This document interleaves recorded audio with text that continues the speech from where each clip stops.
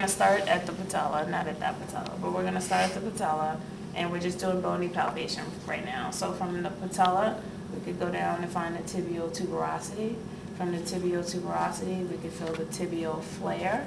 We could also feel in the joint line. We know that's the tibial plateau.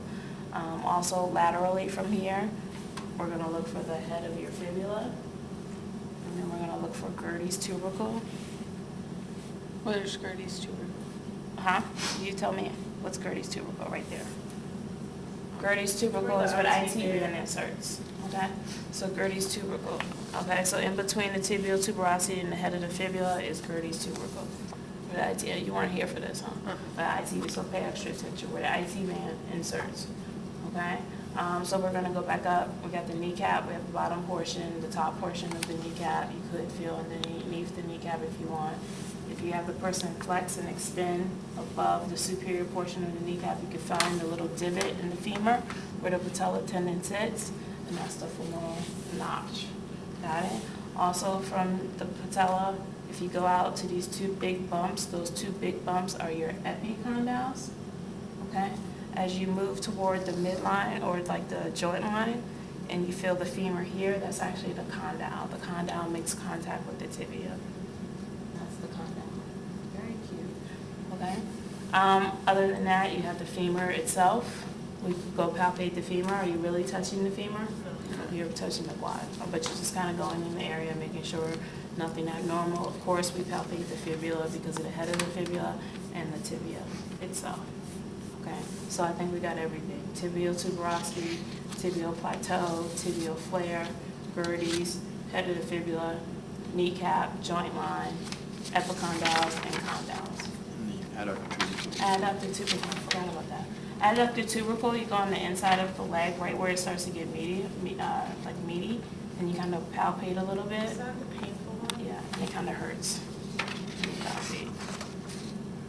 Does it hurt more your condyle? Yours is going to be in there somewhere. First Okay. time I did it, it's like, no, that just hurts because of the nails. Adductor tubercle.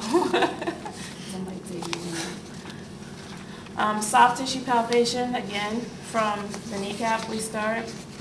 We have the patella tendon, which runs into the tibial tuberosity. We have the quad tendon above the kneecap.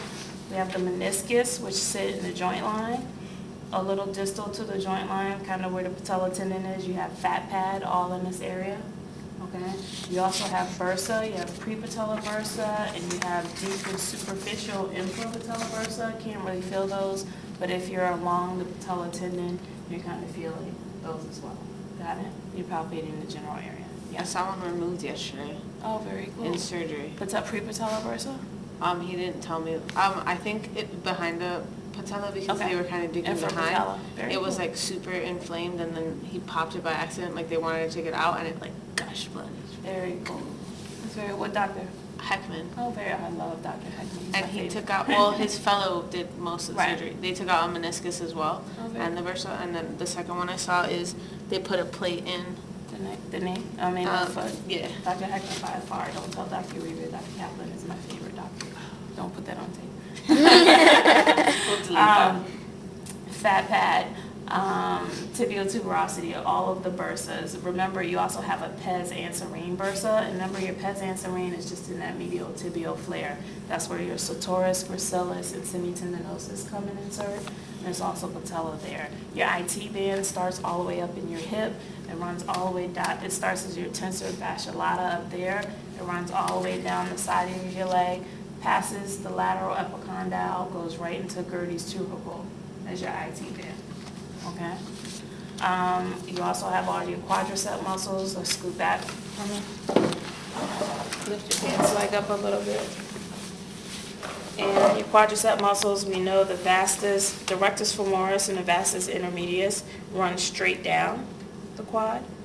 We know the small muscle here is called your vastus medialis oblique, very small muscle, vastus medialis, and vastus medialis oblique, the diagonal portion. The outside quad is your vastus lateralis, okay?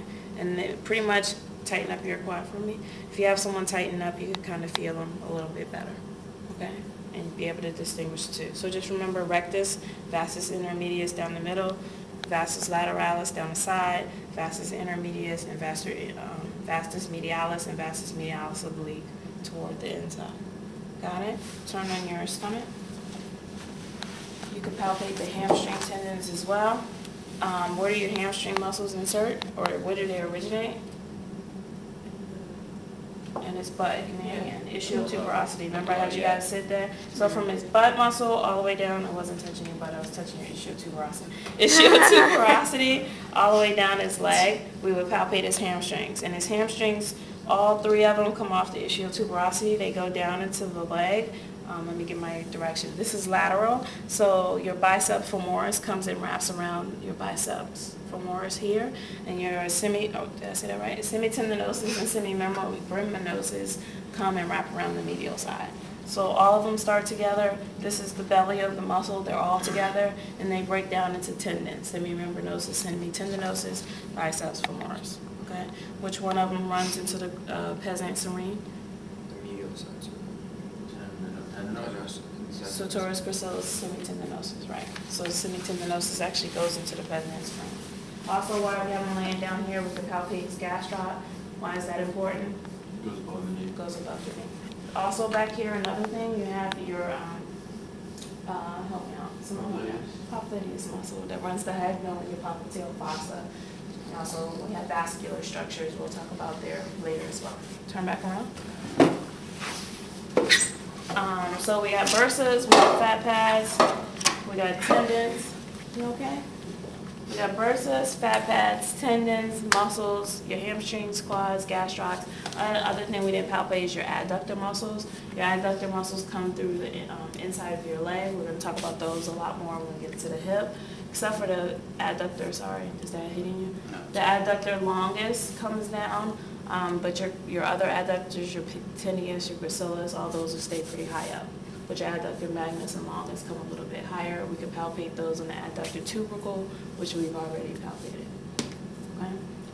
We forget anything? Forget anything, soft tissue? Ligaments. How did I forget ligaments? ACL, PCL, can you touch them? No. Yes. Sorry.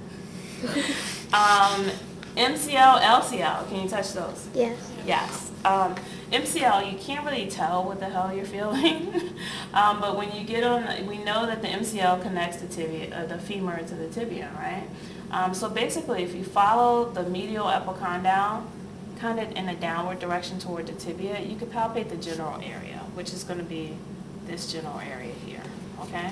So the MCL is this general, and we know part of it attaches onto the meniscus. So you know it has to go near the joint line. So if you find the epicondyle to the joint line, basically the MCL is right there, but you cannot palpate it as far as knowing, like feeling it. If it's swollen though, if it's torn, you could actually palpate the swelling in it, okay? And it becomes a little bit easier. Not really to feel, but the person will actually be point tender there. Does that make sense? LCL is actually very cool, and you could actually feel that one. You find the head of the fibula, and you go above it, and it sits right there. If it doesn't stick out really well from doing that, you have the person do a figure 4, cross your leg over, and then you palpate above the head of the fibula, and it's right in there. Can you feel that? And you can actually feel the LCL, part of the LCL. Okay? Again, if you're ever confused, you know the LCL connects the femur to the tibia, so go from the epicondyle downward to the head of the fibula, and it runs in that direction. So we're touching a piece of it.